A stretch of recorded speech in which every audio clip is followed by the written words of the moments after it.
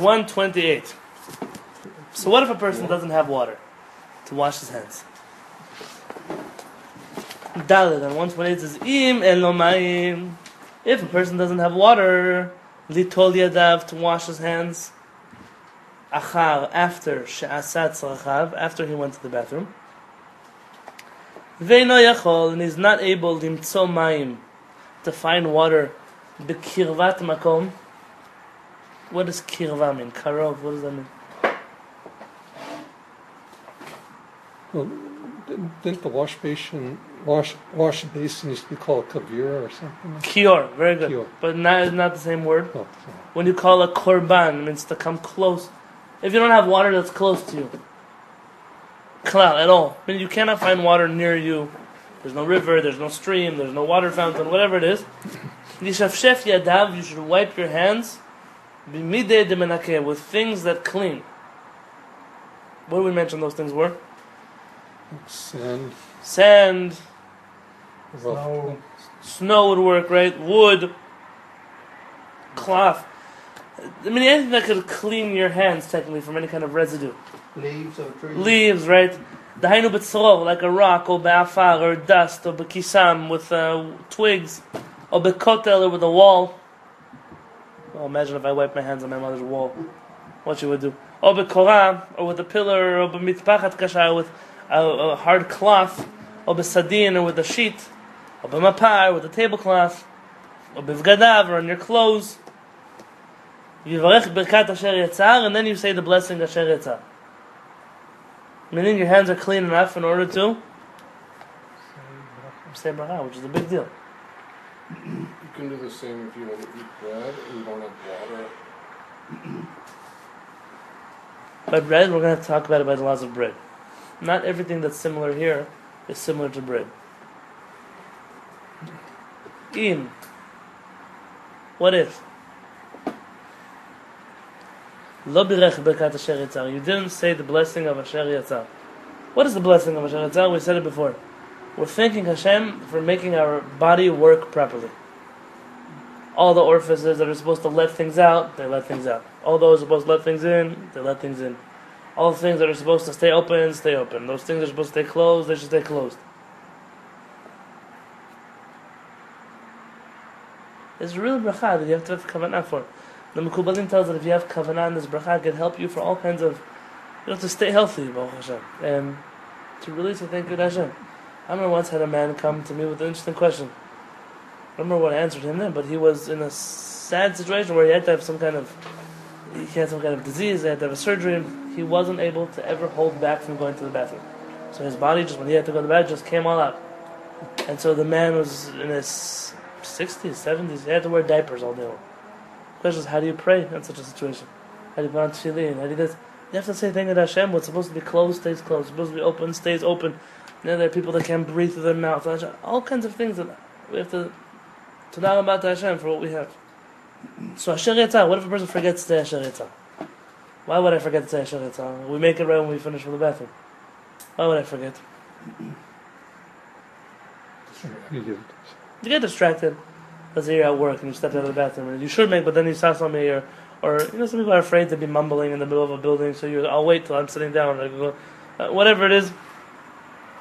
I learned from somebody that when you finish the bathroom, so what you do is you just, people are weird, and they don't know they're weird. You see people always, like on the subway or in the airport, they're reading their phone, but they with their lips, or they talk, so this guy, either he says Asher Yatzar with a Bluetooth in, or he pretends he's reading like an email from his screen. The distractions. Let's say someone calls you, or your kid needs you, or your wife is saying something, and you forget. So how long do you have to make an Asher Yatzar? Yeah, because the main thing is to remember. How to do it is easy. Phone or Bluetooth, or mumbling, it's a technical question. But right. The main thing is how to remember it, because you forget it. Especially if you just walked out and somebody asked you a question, you get distracted. Right. This is the problem. That happens. Yeah. Very frequently to people. For me, it always happens when I'm in the Beit Knesset. Whenever I come out, there's always, oh, Rabbi, I want to ask you that. And then I always... So I used to have to... Then what I would do is, I wouldn't put my talit back on unless I said Asher Yitzhak. So I have to remember, did I say, did I not say? Some places they have a sign. People just put up a sign outside of their bathroom with the prayer on it. They sell them in most places, like Judaica stores online.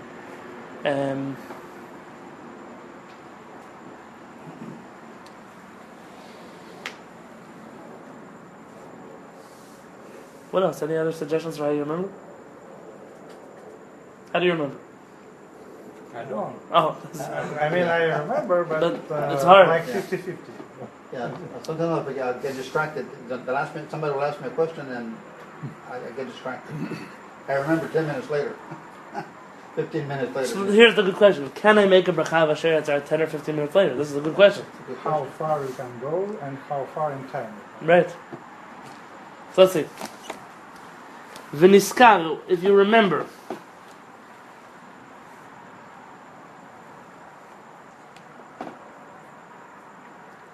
Within 72 dakot, minutes, which is Shaar v'chamishit, it's an hour and a fifth. How long? An hour and a half? That's good. 72 minutes, an hour and a fifth. Okay, 72 minutes. Yeah.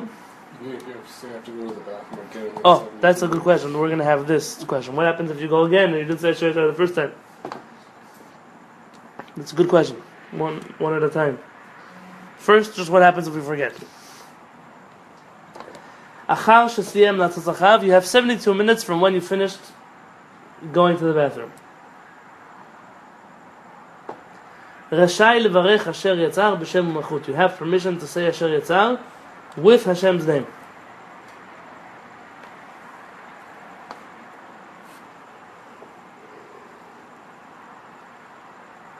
But lachar miken, after 72 minutes, you went to the bathroom in San Diego and you ended up in LA 2 hours later. Oh, I forgot to make a Asher Yatzar.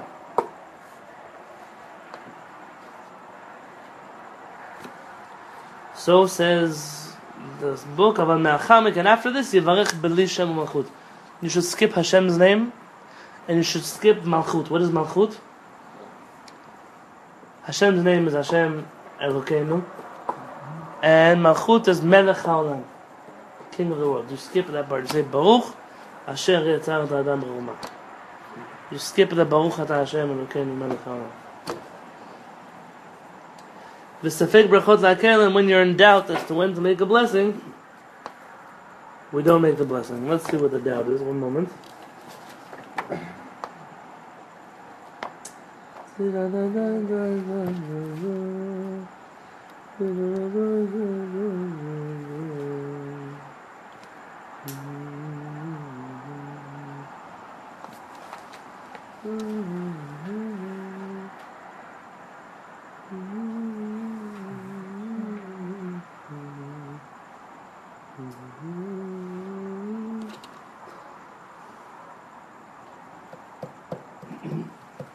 So there's a big argument about this.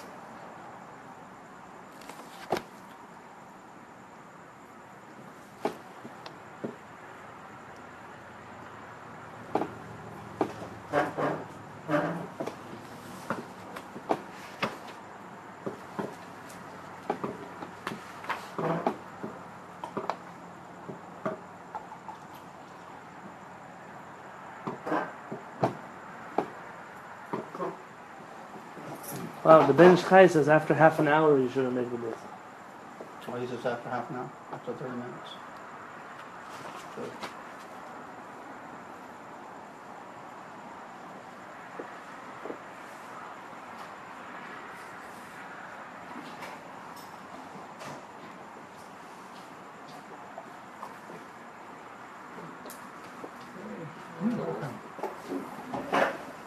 Okay, right, fine. So we have an hour and, what do we say? 12 minutes? An hour and 12 minutes. So basically a fifth of an hour to say the bracha of Asher Yatzar. Do you want some books? We have some extras. Do you want to get one maybe? No? Okay.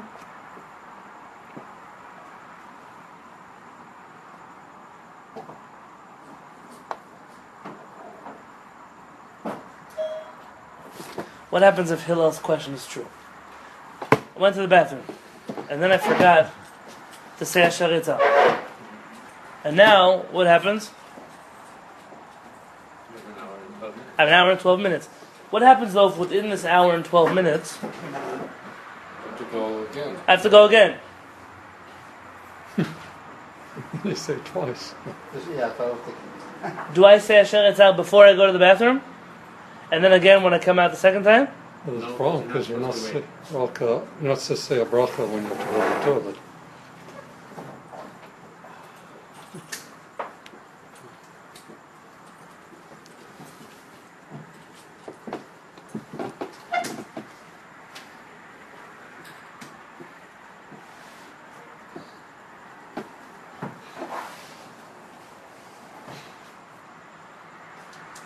You heard the question? I went to the bathroom, and then I forgot to say Asher Yitzal. And within 72 minutes, I had to go to the bathroom again. So did I make an Asher Yitzal before I go in, and then again after I come out? Is it like what Simcha's saying that I don't because I can't wait?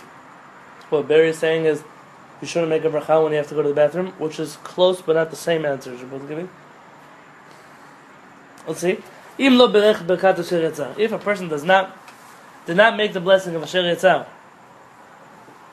and he remembers b'sha'at the time shehu tzarach shuv l'nkavav, that he has to go to the bathroom again.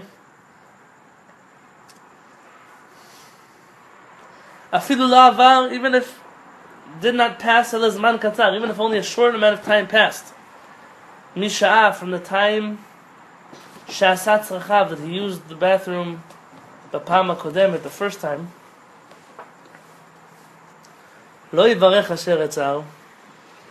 You should not bless Asher Yitzal el achar she'asat tzarachav b'pam hashniya, until after the second time you go to the bathroom.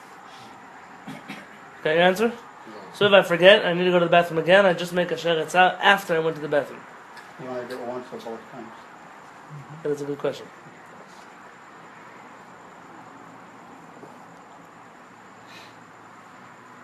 Jack, do you have an English Shulchan Aruch here? Yeah. Can you read Halakha number 3? On the first section of this? We're in Siman Zayin in the second section. Now I want to read the third one though. Okay, so if one urinated and forgot about it, then one urinated the second time, he's required to recite it twice. What does it mean, forgot about it? Huh? What do you understand forgot about it to mean? Forgot about it means you didn't say it for whatever reason. I don't know. It means you consciously didn't remember, Right. or you just were in a hurry. Amram, can you help me out maybe? Can you bring me a book from the bookcase? So The third bookcase from the left. So let's see what the other one says. Do they have another One more over, one more to the right. Yeah, that shelf right in front of you. There are like a bunch of red books to the right. Red books, the number 2, the second red book. So you want to hear this one? Yeah. One who uses the restroom. No, I'm sorry, the first red book. Sorry about that. When he uses the restroom, he puts aside his intention from using the restroom, and afterward uses it again, must say the Yasar twice. Oh, so that's what I'm trying to say. What does put aside his attention? What does that mean? That makes it sounds to me like What you deliberate. translated said you don't say twice. But, puts it aside means that he's purposely in a hurry. He's like, doesn't have a time to say it. It's not important to him. It's not forgetting though. I forget it now. Puts aside his attention.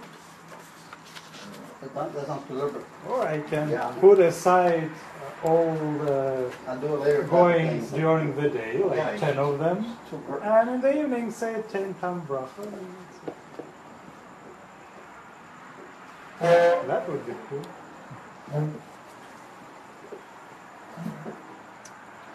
There's a statute of limitations on this. How many times? Last How week long? I forgot to say it. Can I say it again? Just out of context?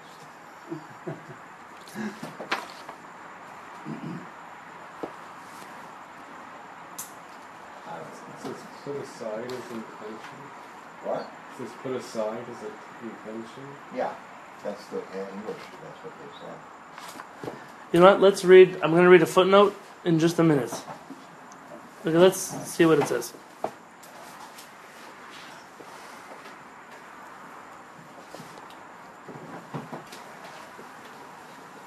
Hitil Maim, a person went to the restroom, and then he did something in the middle before urinating a second time. Meaning, he went out of the bathroom, he forgot to make an Asher Yitzhak and sat down to eat dinner. Okay. Then he has to go again. I mean, that's the most natural situation. It's not that he purposely didn't realize, or he stepped out and he got distracted, like the first case. Now he went to the bathroom a second time. The question we're trying to answer is how many times does he make an Asher Yitzhak? Why would he even think for a moment to make an Asher Yitzhak more than once? It's sort of like Yeah, it sounds dispensation. familiar. You're getting getting back at it. You're repenting for it almost. Do we have a precedent for this anywhere? That's a good question. If you forget to do something, you do it twice the next time. For the Shmoni Esrei. Say what you're saying. The Shmoni Esrei. If If- we miss, Oh, then we do a second Shmoni If Esrei. you miss Shachrit, you pray Mincha twice. yeah. If you miss Mincha, you pray Arvit twice. Not the full Arvit, the Shemona Esrei part of it. Yeah. Only if you miss it out by accident, not on purpose. If you, on purpose, I'm not praying Mincha. Tough. I will pray all Shmona Esrei in the after book. I will do it 3 times. 3 times, and then get it over with, huh? Yeah. What it's Same called thing is with the Asher Yitzhak. what is called Tashlumin. Tashlumin is it means to pay back. It's you're kind of repairing what you did before, but not really. You don't ever get a mitzvah for Shachrit. You're just getting 2 mitzvahs by Mincha. So it doesn't really fill in what you didn't do. It just kind of fixes the situation a little bit. If you forgot to pray Shacharit, and then by Mincha you prayed Mincha, but you didn't do it twice, you don't do Arvit twice. Meaning once one tefillah passes, you blew your chance. The interesting question is, what about Shabbat if a person forgets Shacharit? Do they do Musaf twice or do they do Mincha twice? Because Musaf is extra. Or if he forgets Shabbat. Well, you find even by smaller things, like ladies who forgot to light candles one week, some have a custom to light double the amount of candles next week Oh, good. I didn't for the rest of their lives. That's why ladies are very picky about not lighting candles. It's a big fight among the rabbis. This custom lasted especially long in Ashkenaz. Still today. Many Jews, not just Ashkenazim, but in Ashkenaz they were worried about something. It was a very nice concern. What if a lady forgot to light candles? And then she has to take on to light a 3rd candle every week for the rest of her life. Now her neighbors know that she forgot. She's embarrassing herself every week for the rest of her life. So the rabbis in Ashkenaz worked very hard to try to get her out of lighting that extra candle. That was the big question with when ladies started this new custom. It's not such an old custom. Oh, I light candles for this kid, I'm going to light candles for that kid, and for the 4th kid, and for now I'm lighting 25 candles, and my uncles I'm lighting candles for them too, and whatever else it is. There is a inyan behind it, there is a reason for it, but that custom led many rabbis to get scared. People are going to think you forgot to light candles so many times in your life that now you light 15 candles on Friday. You know what it looks like for you? It looks like you forget about Shabbat all the time. The interesting thing that we do today is, because electricity counts for candles, really there's no lady today who ever forgets to light candles. Therefore, if a lady, and it's happened to me before, twice, the people have asked me, oh, I forgot to light Shabbat candles before Shabbat started. What should I do? Do I have to light extra next week? The answer is no. You had a living room light on. The living room light was left on, or the dining room light was left on to have a Shabbat meal. In which case, that was done l'chvod Shabbat. Is that normative Judaism? Normative Judaism, yes. That is. Yes. Actually, this is very interesting. He asked a good question. Isn't normative Judaism that electricity counts for Shabbat candles? Yeah. All across the charts. The question is it so normative that I would do it ideally or not? That's where the debate is. Meaning, when my wife is not here, Yeah. I turn off the lights, make a bracha, and I turn on the lights again. These are my Shabbat candles. Those are my Shabbat candles. Those are my Shabbat candles.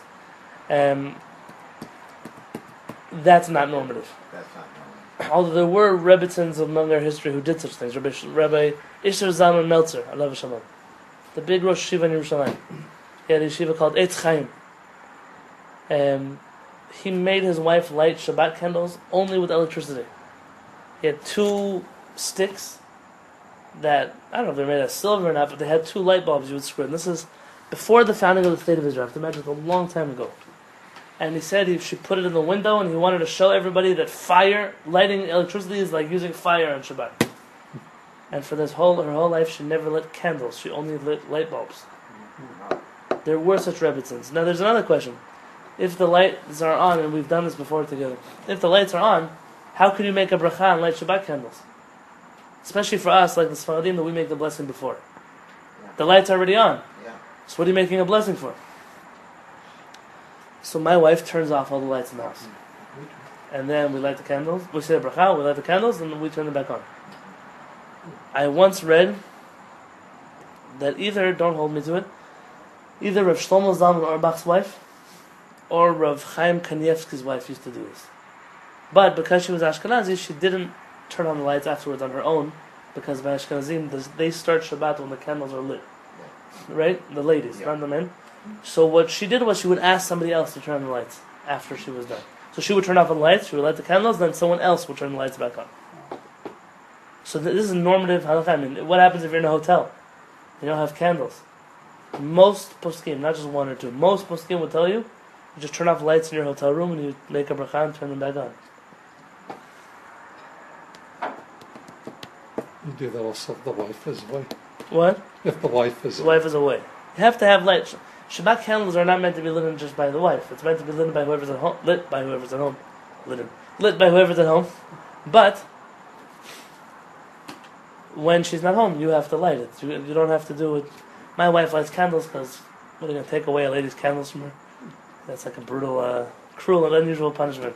with or without a bracha. With the bracha. With the bracha. Yeah, very good. So could you tell me, maybe I'm not understanding this, but the custom for Sephardic Jews is to say the bracha before lighting the candles. So if you use electric lights, what's wrong with saying the bracha and then turning on the lights? There isn't.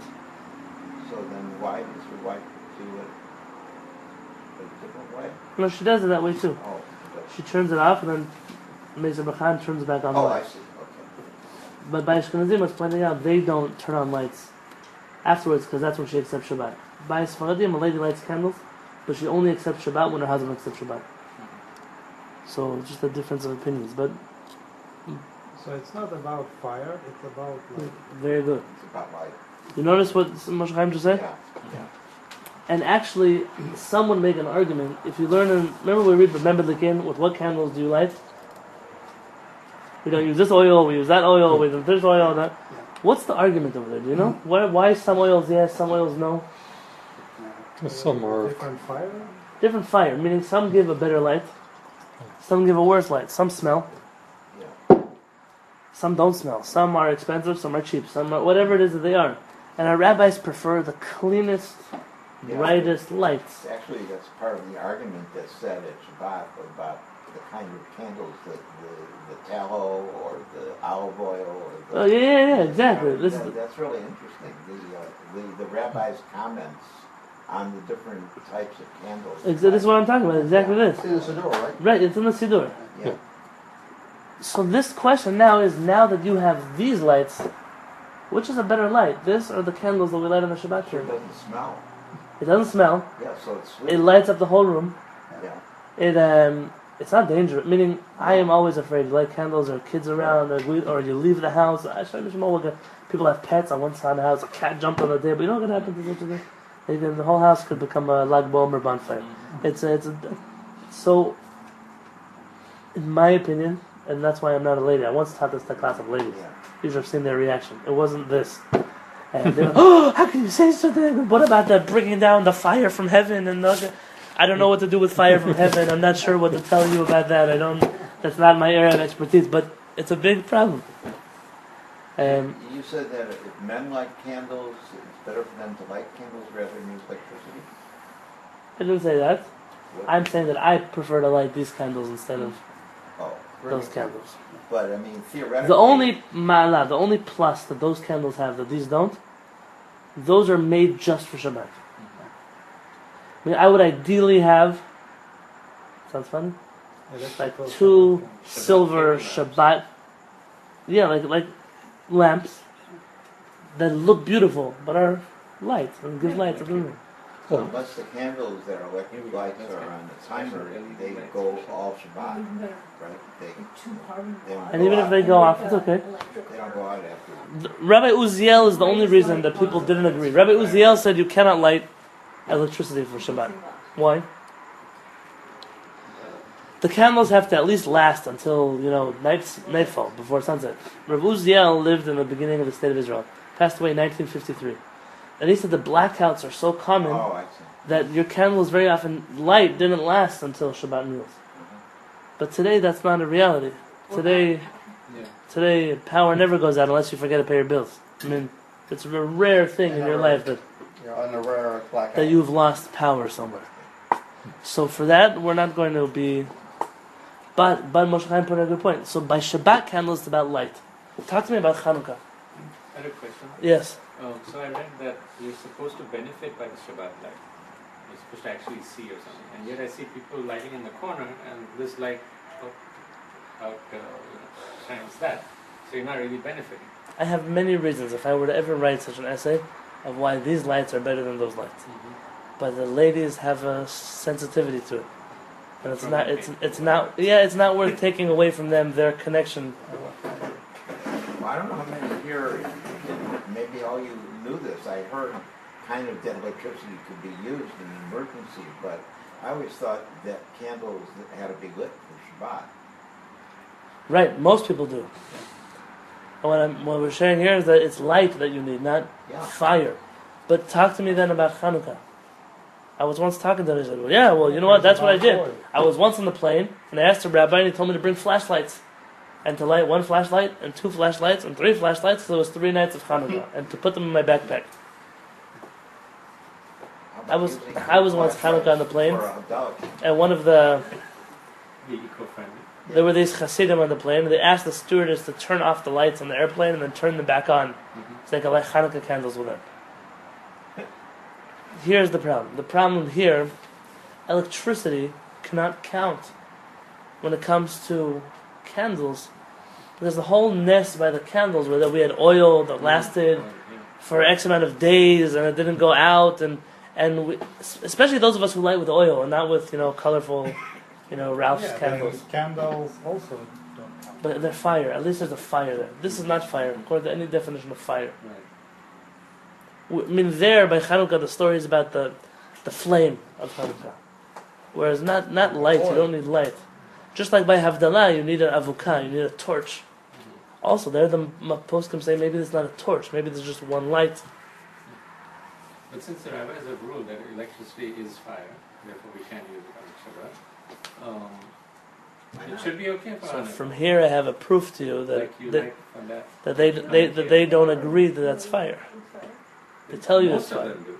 The majority opinion is that. but not fire enough that you could light candles with them. Oh, interesting. So maybe we can attack them there. You caught on an inconsistency. Yeah.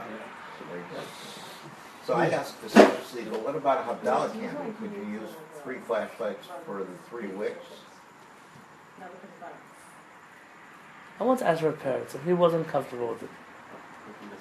I don't know why though. I've seen poskim dabble in it each direction. We'd have to go is look and see what the modern day rabbis, how they interpret Havdalah candle and how they interpret flashlights or electricity or light bulbs. I mean, to give off light, yes. What is it that a Havdalah candle needs to do intrinsically?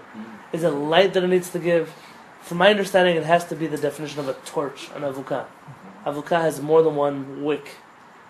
This has more than one wick too. So what is it that's a wick? What is it that... We'd have to go look at the definition of Havdalah candle, halachically. And then we'll have a better understanding of it. There's also a whole question by Havdalah. Oh, I have an answer to your question. I remember why Havdalah. It's an interesting point. Are you allowed to wear glasses? Are you allowed to wear glasses when you go like this to the Havdalah candle? Oh. You can't see. Is it in the Well, corner at all? Yeah, just to see the reflection. Right? Yeah. How much? Yeah. You don't have your glasses on. You won't see Yeah. it. You won't see it. An old minhag. Yeah. Kabbalah. It's a mention in the Puskin. Yeah. I know what to do. I know how to. If you you won't see it. What you could actually do is you could with the Havdalah candles you can go like this. But if you make a smaller hole with your hand, you can actually see normally with an eye. If you close the other one, make a smaller hole while you're wearing glasses. Because the way that your eye works is it works through the lens, and it filters out all the light coming through. When you only allow a small amount of light to come through, it doesn't have to filter it out. Therefore, you can see what you find without the glasses. She's saying you shouldn't wear glasses. I'm saying no. I'm saying that if you don't have them, and you have to, then then you can go. You need to see better. I understand. Okay, so here my question is the other way around. That's Yeah, a good point. yeah, Whatever it's a different- is if you can't see the camera. That's a good point. Avram just brought up. I'm asking the other way around. Yeah, like, you can see better. The argument of the Gemara is if you're allowed to do Havdalah with a candle that's in a lantern, a glass lantern, or does the glass lantern make a separation between the flame and you? In the Poskim, some of them are strict over there. So Rav Ovadia was asked the question, well, what if your eyes are the glass lantern? Because they're covered in glass. Do you have to take off your glasses during Havdalah? I believe his answer was you don't have to. I believe so. But I cannot wait for this to become the next chumrah that the Jewish people are going to do. Start ripping people's glasses off their faces during Havdalah, whatever it's going to be. But it could be that I remember now seeing one of the poskim argue that you can't use a light bulb because it's covered with glass. But I don't feel comfortable enough with this topic to tell you that I have to look it up. Somebody asked me on Monday. Yeah, I'm going to get your question in a second. Don't forget it. Somebody asked me on Monday, does Hashem really care? Like, what is with all these details and the rabbis and they're picking our brains and with this it's like that and over there it's no. What about the spiritual part of everything? It's a good question.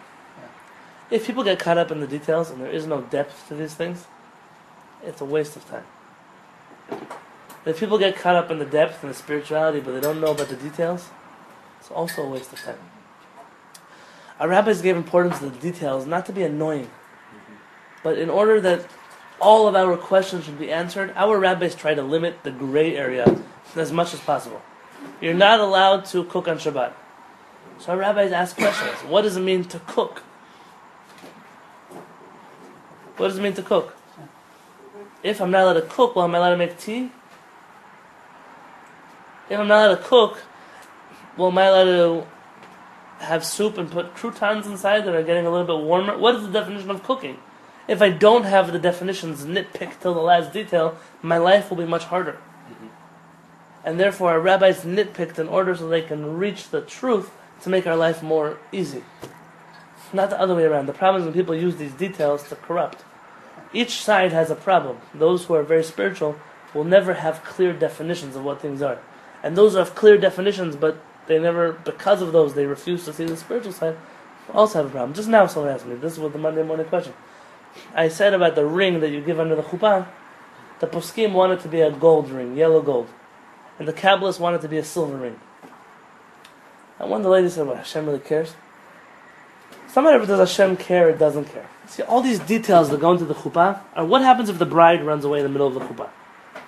What if she runs away between the ring and the ketubah? Or between the ring, the ketubah, and before the yichud room? Or what if she runs out after the blessing on the wine, but before the giving of the, or whatever it is that happens? Where the reason our rabbis are so detail oriented about these things, because we need to know. So when she runs away, does she need a get? Is she divorceable yet? Is she married enough that if she now has children with somebody else, whose children are not kosher to marry to the Jewish people? See, if you just want to focus on, well, ring is love, and you don't focus on the transaction part that goes through, forgive the word. When does it actually happen? When is the sale made? Forgive this comparison, but when you go buy a car in Jewish law, you pay the money, you sign the contract, but you didn't drive the car yet, it's not yours yet. But it's very off-putting for a lot of contemporary Jews to Absolutely. think of this as a transaction. Absolutely. Absolutely. Yeah. But what if someone steals the car while it's in the lot of the dealership?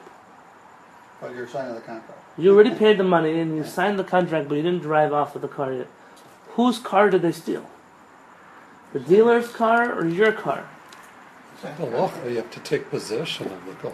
Pretty good. You know how you ever asked when they lift it up over your head, and you have to do something with the car that you were not able to do with it before you owned it to make it yours. A handshake is not enough. Paying money is not enough. It's for that reason a person can give a get long distance, but you can't marry somebody long distance. There has to be a finishing of something I could do that I was not able to do before. And therefore, all these details come, if you find the Hashem within the details, then you figured it out. But if you forget Hashem because of the details, then you've lost what it is. Halakha, there's a big rabbi, a few hundred years ago. One of the brilliant minds of Ashkenaz, Rabbi Israel Lifshitz was the name. He wrote a book called the Tiferet Israel, the famous commentary on Mishnayot, things like that. And he writes that halakha, the reason we learn halakha, is because halakha is the way Hashem thinks. And a Jew who wants to connect to Hashem wants to know, I want to think like God. If I think like God, then I'll be connected to Him. Not just enough to pray to Him or to worship Him or whatever words people use. You want to know how to think like Him. If I was Hashem in this situation, what would I do? What would I want from Him? That's what halakha is there to do. So every detail has to be clarified. But you should never forget Hashem because of the details. And that's why we're sitting here. So how many times do you say Asher Yatzar? What if you go to the bathroom? How many minutes after the bathroom? We want to know. There have to be answers to these questions. Details have to be clarified, so there are never any gray areas. Just like the Havdalah candle. We're not sure because we've not yet clarified what is the Havdalah candle. What is its purpose? Why do we use it? How do we light it? What is the important part? Is it the light? Is it the fire? Is it the wicks? When we know those answers, then we'll get a good answer to the question. So let's see these two halachot on Zayin and Chet, and then I'll read the footnote on the bottom together with you, and we'll see the arguments here. 2 times, 1 time. Let's put that question on the side.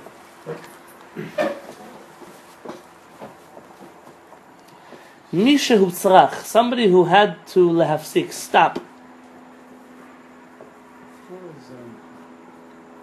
129, Zayin. Yeah. Mishehu tzrach, someone who had to lehafsik, stop. Latzet l'nkevav, in order to go to the bathroom. Keshehu be'emtza, when he's in the middle of Psukei de Zimra. What is Psukei de Zimra? Like a song. The morning tefillot from Baruch Shamar until after Yishtabach. Meaning before Baruch. Yeah? Kshenotel yadav lachar miken, if you are, let's say, in the middle of the hallelujahs. Yivarech asher yatzar. You say asher yatzar, even though you would think maybe it's an interruption in the middle of my tefillot, you say asher yatzar.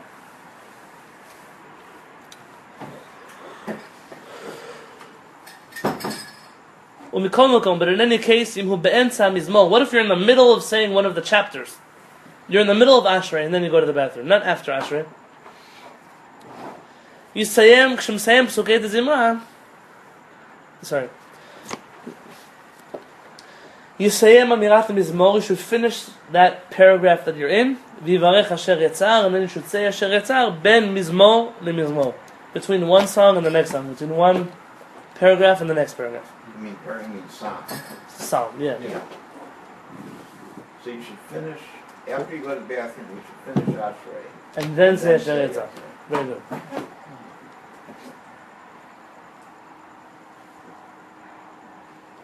V'imira, but what if this happened that you went to the bathroom, when you finish Psukei de Zimra, Kodem Shomar Birkat Yishtabach, but before the blessing of Yishtabach. So you just finished Az Yashir. And it's before you say Yishtabach Shem Chalal Maken.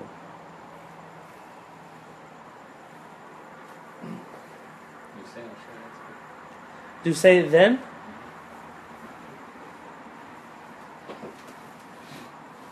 Yamtin, you should wait from saying Asher Yatzar Ad achar she'omar yishtabach, until after yishtabach.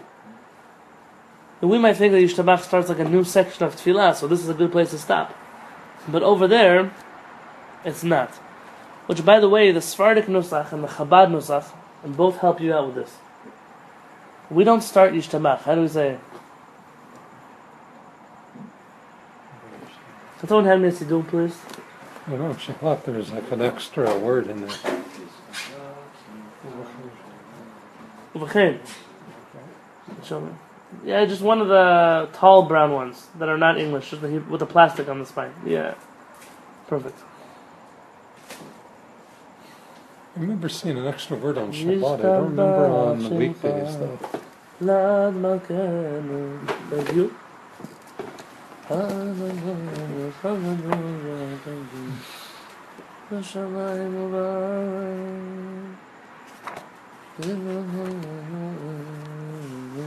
During the week we start Yishtabach. On Shabbat though, we add in a word. Buried the word. Moshe Chaim, you said it? Uvechen. What does Uvechen mean? Uvechen, and therefore, Yishtabach Shimcha Al Makenu. We will give thanks to your name Hashem, or we will praise your name Hashem. So obviously you wouldn't interrupt between therefore and Yishtabach. But during the week you have this question, meaning Yishtabach might be a new section. You don't say Uvechen. So we say you wait till after Yishtabach. But before proper. Right. How about before they say Kaddish? Before they leave Kaddish. If you forgot and they said Kaddish already, then you would just probably go with them till, let's see. I would say you would go with them till after Shmoneh Esrei.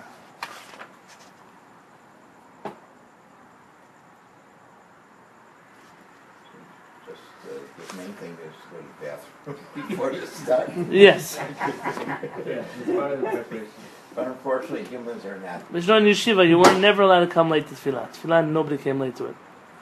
But if I had a rabbi that if you were in the bathroom, never ever did you get in trouble for it. Because the halakha is that you have to go to the bathroom, you can't pray. So how could he make a system that's not halakhic?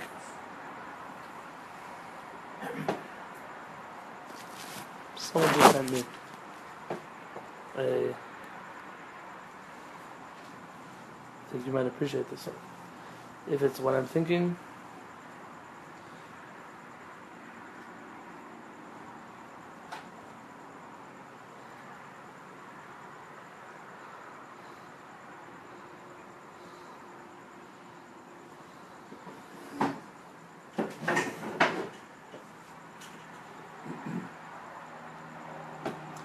This is not the story, but it was a similar story from Rabbi Yaakov Kamenetz.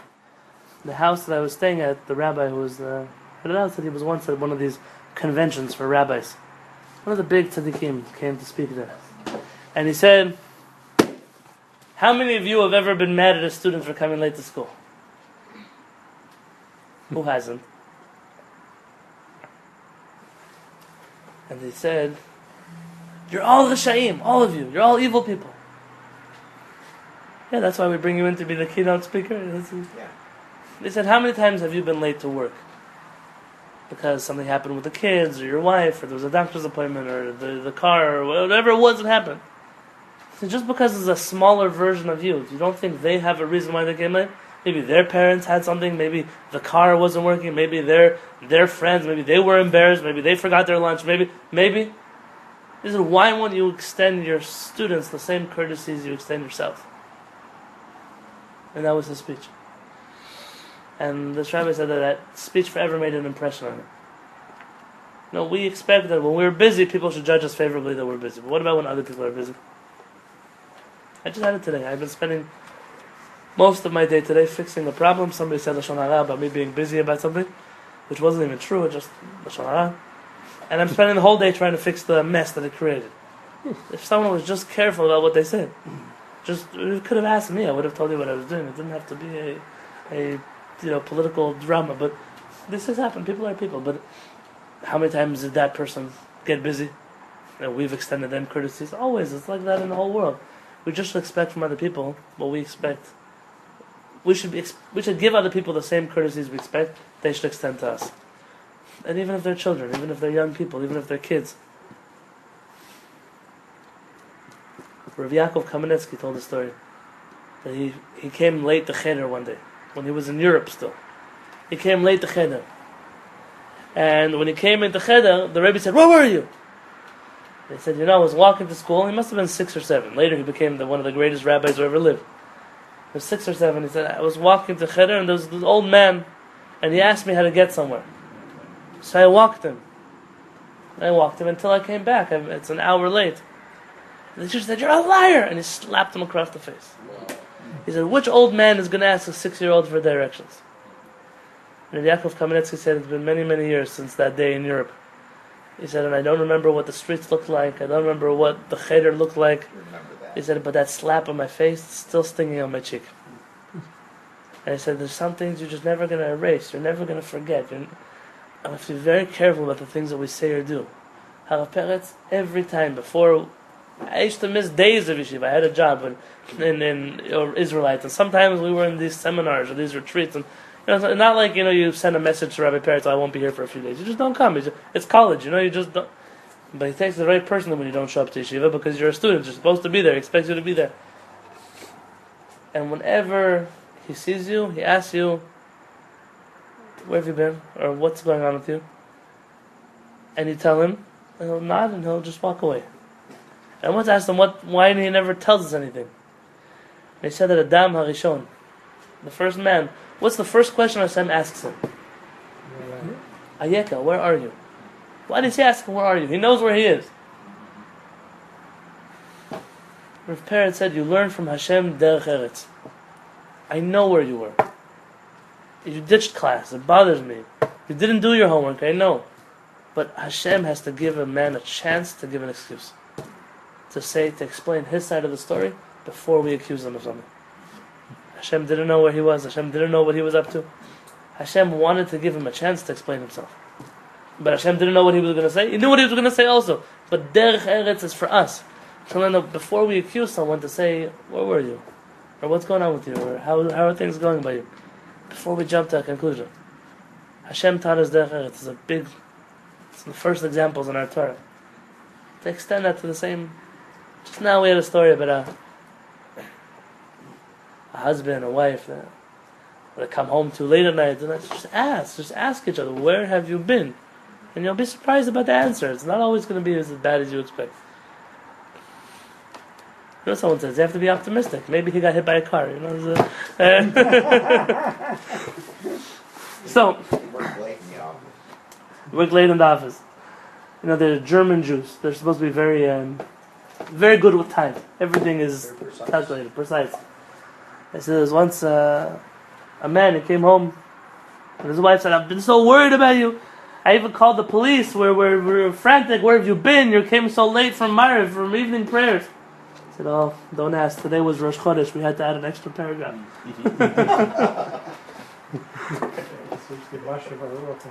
Oh, Bashir.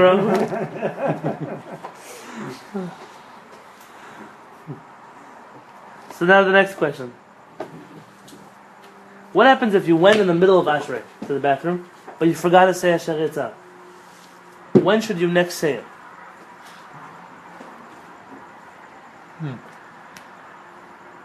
If you didn't have a chance to say it in the middle of Sugyat Zimra, then also you should say after Yishtabach.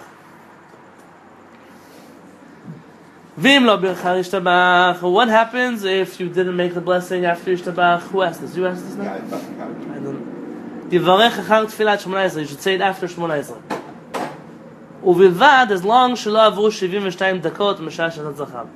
As long as 72 minutes have not passed since you went to the bathroom. If between your Ashrei and the end of your Shmoneh Esrei there's longer than 72 minutes, you should get like a tzaddik award. The next halakha before we get nitty gritty. So this is all Rabbi Ovadia. Rabbi Ovadia's son, yeah. That's his commentary. Yeah.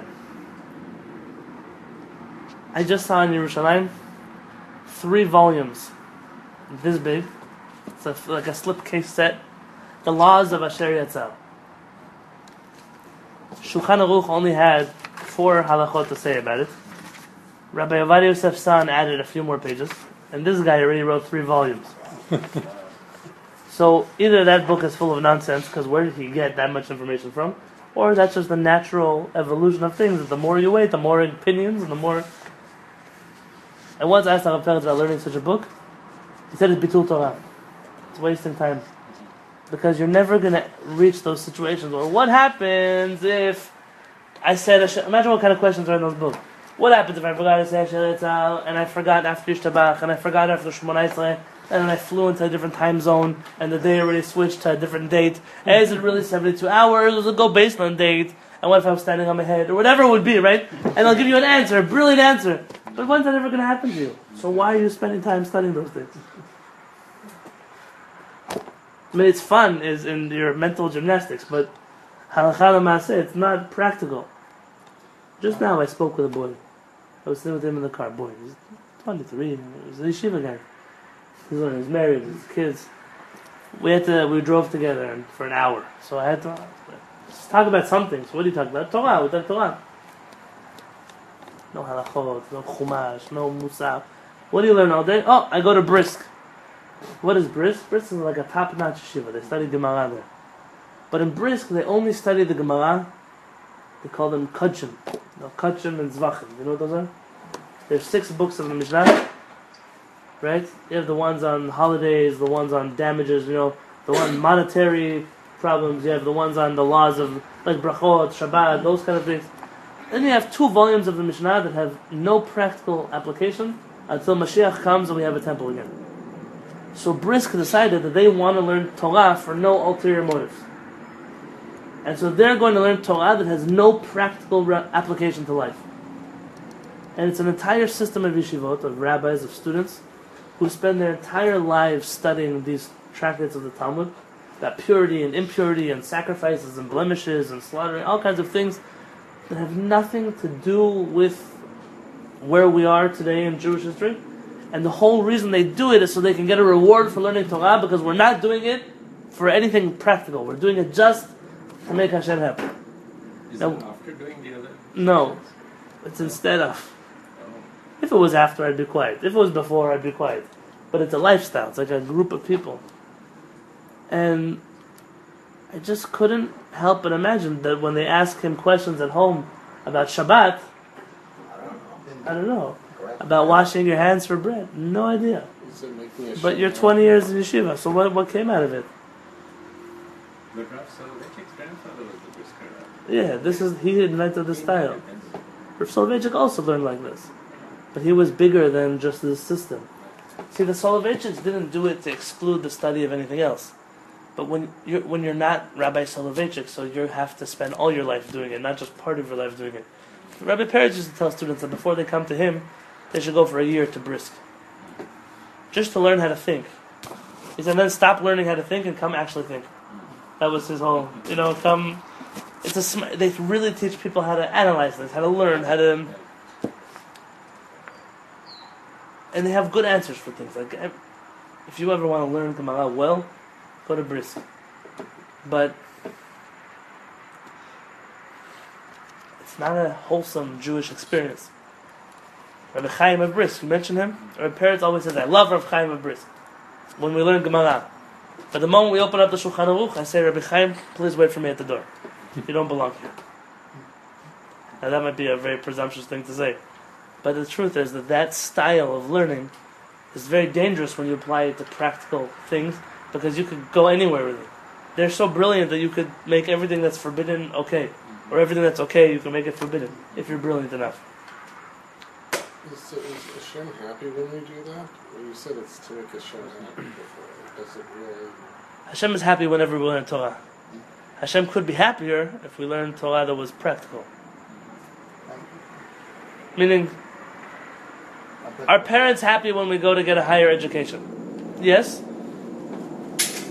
They're not so happy when you take $1 million loans to get a degree in art history. They might be very happy if you took $1 million loans and finished medical school. Could be. They're both happy. They're happy for you. They're happy what you're doing. But they would have liked something else. I don't know. I don't know what to... Not to say anything about art history, just in general. Sharing Hashem is always in there. There's a famous teaching of Rabbi Meir Shapira of Lublin. It's a song, and he says in there, "Kad yatvin Yisrael," it's in Aramaic. "Kad yatvin Yisrael v'askin." Simchat Torah. When the Jewish people sit and study Torah out of joy. Kucha Brichu, Hashem brings His Pamalia delay, His heavenly court, His angels and His all the sphere, whatever up there, Seraphim and whatever else. And He tells them, Chazu, Chazu, look, Banai Chavivai, my beloved children that are sitting down and learning Torah. And then Hashem says, Mishtakchim mitzara delay, they forget about their own suffering and their own problems and their own worries. And then they're mitaskim bechedvata dili, and they instead spend their time to study something which gives me joy. And whenever we learn Torah, we should stop and think, Hashem is looking at us and says, do you know what you could be doing tonight? You could be paying your bills tonight, you could be working on a project for tomorrow, you could be helping your wife right now, or whatever needs to be done at home. You could be figuring out your taxes you were supposed to pay 3 months ago. Whatever you could be doing, but instead you chose to be in Kollel. Hashem looks and says, look, you're forgetting about what you need to do, and instead of doing what I want you to do. And it's a special thing.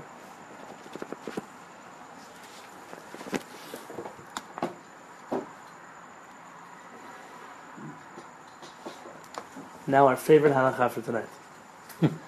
Im lo birech. What if a person did not bless Berkat Asher Yetzah? The blessing of Asher Yetzah. V'hisiach dato, and he got distracted. V'niskar, and he remembered achar shechazar v'asat tzrechav pam nosefet. After he went back and used the bathroom a second time. So he didn't know before he went into the bathroom. He knew afterwards. So what does he do? According to Maran, what do we read?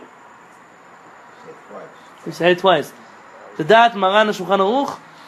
Tzarich levarech shtei pamim asher yetzar. You have to bless asher yetzar twice. Ulam, but rov raboteinu ha'acharonim, the majority of our rabbis, the later generation rabbis, chalku bezel divrei Maran Shulchan Aruch, argued with Maran on this halakha. Upasku, and they ruled sheino mevarech ela pam achat. You only bless once. It's not the first time we've seen Maran says something, and the rabbis, most of them argue with him. V'yesh lachush ledivrehem, and you have to take their words into consideration. Mipnei shesafek brachot la'akel, because when you're in doubt as to when you make a blessing, you don't make the blessing. V'afilu neged horat Maran Shulchan Aruch, and even against the rulings of Maran and the Shulchan Aruch. Why did they say that you shouldn't say it twice? Oh, that's a good question. Why not say it twice? Because then arises the question, why not 3 times or 4 or 5? I can count all my, using restroom during the day and in the evening. So let's say you use the rule like shachit. You missed one in the between, you already lost out the other one. Yeah.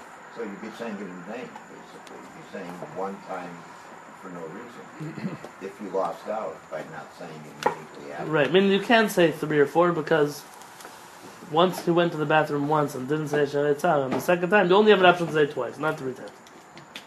Like you can't go home and pray Shachrit and Mincha during Halevy. You can only pray Mincha. But let's assume that that's the rule that we're going. Not necessarily.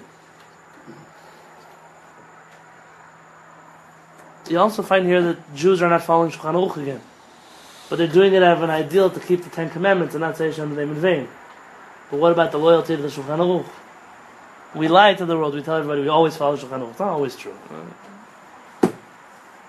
It made for a good introduction to my book. So, Hine, let's see the footnote.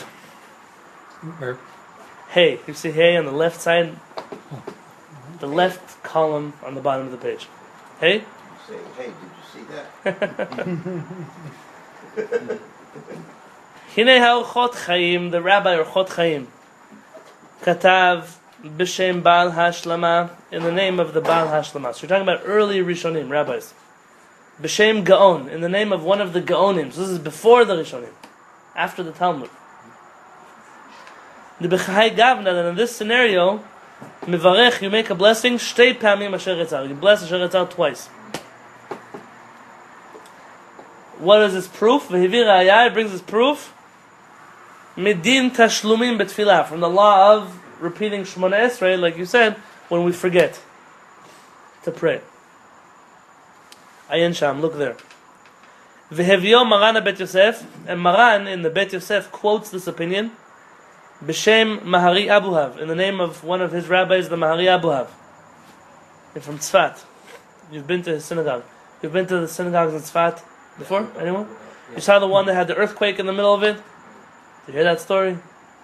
It's like a blue shul inside. So this is the synagogue, the Mahari Abuhav synagogue. The one that came from Morocco was transported. I don't know if that's it. Yeah, is that it? Yeah, okay. Yeah, it's beautiful. V'chen pasak b'Shulchan Aruch, and Maran himself in Shulchan Aruch says, I agree with this opinion. V'habach sham, and the Bach over there in the Bet Yosef, herich lidchot divrei haBet Yosef. He went to very great lengths to disprove Maran. V'katav delo dami l'tfilah, because it has nothing to do with tfilah. It's not the same thing as Shemona Esrei. V'shekeno hora rabo hachasid mahorenu Rav Shlomo melublin. And the Bach said that his Rebbe, the righteous one, Rabbi Shlomo of Lublin, told him that Asher Yatzar and Tfilah have nothing to do with each other. You can't compare their halachot. Ulam bat halevush. So see, so far Sfaradim are saying you do make Asher Yatzar twice. Ashkenazim so far, the Bach and his rabbi from Lublin, or Shlomo of Lublin, saying no. But there's a rabbi called the Levush. He's Ashkenazi. If I believe correctly, his name is Mordechai Yafeh. I don't know if I'm right. You have a phone, you can check it up. I believe he was a student of Rabbi of the Ramah, of Rav Moshe Israelish. And he writes, he schemed the Psak Maran Shulchan Aruch. He agrees with Maran. Now, by the way, notice that the Ramah doesn't argue. Yeah, that's what I'm. And it could be this Levush, if it's right, I'm not sure if I'm right, that he's a student of the Ramah. It could be he's just sharing his rabbi's understanding. The Maran is right. Because if Ramah didn't agree, he would have said so. Yeah. That's my feeling. Vayen Sham, and look there, b'masha katav leve'er atam. Look there how the Levush explains Maran. Uliyashev horat Shulchan Aruch. V'chen Taz. What about the Taz? He's also Ashkenazi rabbi on the Shulchan Aruch. Katav litmo al habach. He was amazed at the Bach. Sheikh ra'ui lachlok al gaon. How do you have the right to argue with one of the Geonim, from before the Rishonim even? We have a teaching from the times of the Geonim that says, you say Asher Etzar twice. How do you have the right to argue with someone that far back? What do they call it? There's a word for it. It's no, like a hierarchy, but there's a, like it's above your pay grade, you know? You don't have that right.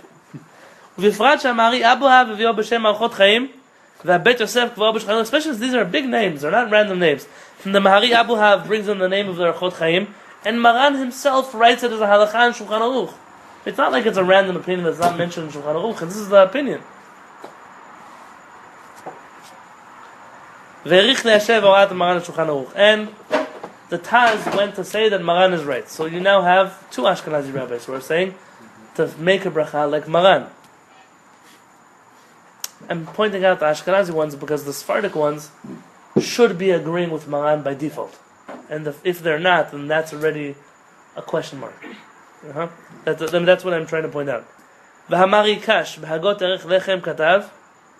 The Marikash writes, "V'yoter tov hu lechaven bevirchato liftor shtehem kevan shemvarech kulan." He has an interesting suggestion. Why don't I say Asher Etzar once, and have in mind that it should go on both bathrooms that I went to? Both times that I went to the restroom, I'm saying this one blessing for both of them. And his proof for this is shepoter kama tzitziot b'bracha achat, that you can wear a few pairs of tzitzit with one blessing. Meaning we put on we don't make a blessing on our tzitzit. And we go to shul, we put on our talit, and we have in mind that our talit is on our tzitzit also. So, you see from there that you can make one blessing for two things. Or for three. Or for three. You're right, from here you see also for three. And you see from there that it's not halachically prohibited to say the blessing twice. אולם בד רבותינו האחרונים הסכימו בזה שלא יברך אלא פעם אחת. But our rabbis, the האחרונים, they seem to have agreed that we should only make a blessing once. And then we have a big problem, because even though Sfaradim, we always follow Maran, there are many Sfaradim who accepted upon themselves a second rabbi. This is in my other book that I'm working on. Who is the second rabbi? His name is the Chida. Rabbi Chaim Yosef David Azulai. The Chida is a student of the Rabbi Chaim Ben Attar, the Or Chaim HaKadosh. The Chida was so famous that there are many Ashkenazim who follow the halachot of the Chida, especially in Hasidic circles. When did he live? About 350 years ago. Where? In Morocco and in Israel. The Chida, he writes, Shekatav da'agam da'anan be'eretz atzvi, even though we in Israel, Atcha de Maran Samchin, and we follow Maran and all the halachot. Let's turn the page to 130. The right column. Mikol makom, in any case, binyan brekot nachtin la'akel. Regarding blessings, we are lenient. Deshev al taseh adif, because just sit and don't make an extra blessing is preferable. B'mkom isur bracha, when it comes to saying God's name in vain and making a blessing in vain. Dikar kurhu brachot enan ma'akavot. And he says, especially since blessings don't hold back any mitzvah. Like if you put on tefillin without a blessing, you still get the mitzvah of tefillin. He said this bracha is you're not going to lose out by not making the bracha, but you could lose out from making the bracha. V'chein reiti rabotai noagim, it says, Chidai also, my rabbis do that. V'chein nikam, Rabbi David Yosef says, in his opinion, this is the correct approach. I don't know what Harav Peretz does. I would be surprised if he goes against Maran. I would be surprised. Because in much greater places where people argue with Maran, and Maran's the only one saying what he's saying, Harav Peretz runs after Maran. But it could be that I noticed the Mishnah Berurah argues here with Maran. Harav Peretz sometimes likes to go with the Mishnah Berurah. So I can ask maybe next time I speak to him. But for right now, Maran says to make a bracha, along with the Bach and the Taz, and along with the Taz and the Levush, and the Chod Chaim, and the Gaon, and the Bach, and Rav Shlomo of Lublin, and some others, all hold not to make the bracha, and therefore it seems to be the custom is not to make the bracha twice, rather only once. B'ezrat Hashem, Hashem should teach us the proper halachot very quickly.